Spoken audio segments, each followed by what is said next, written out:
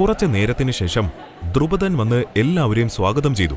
ശേഷം മന്ത്രി മത്സരത്തിന്റെ രീതിയും നിയമവും പറഞ്ഞുകൊടുത്തു. ഈ ഭീമമായ വില്ല് നിങ്ങൾ എടുത്തുയർത്തി മുകളിലുള്ള മത്സ്യത്തിന്റെ കണ്ണിൽ അമ്പെയ്യണം. താഴെ കാണുന്ന വെള്ളത്തിൽ മത്സ്യത്തിന്റെ പ്രതിബിംബം നിങ്ങൾക്ക് കാണാൻ സാധിക്കും. അതിലായിരിക്കണം നിങ്ങളുടെ ശ്രദ്ധ.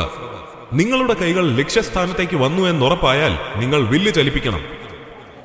ഇത് കേട്ട പലരുടെയും മുഖത്ത് ആത്മവിശ്വാസവും മറ്റു ചിലരുടെ മുഖത്ത് ഞെട്ടലും വന്നു പുകഞ്ഞു.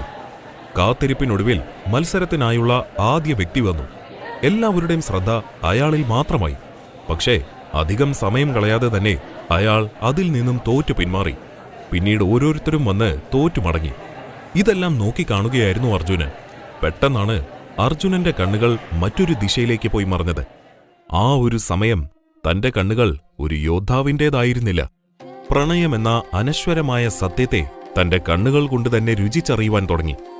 സൗന്ദര്യം എന്ന വാക്കിന് അവസാനമുണ്ടെങ്കിൽ അത് താൻ നോക്കിയിരിക്കുന്ന ആ സ്ത്രീയുടെ മുഖമാണെന്ന് അർജുനൻ വിശ്വസിച്ചുപോയി. തന്റെ മനസ്സിൽ പ്രണയത്തിന്റെ വിത്തുകൾ മുളച്ചുകൊണ്ടേയിരുന്നു. ഒരു നിമിഷം അവൾ തന്റേത് മാത്രമായിരിക്കുവാൻ കൊതിച്ചുപോയി. അർജുനൻ തന്റെ മനസ്സിനോട് തന്നെ അറിയാതെ ചോദിച്ചു, ആരാണവൾ?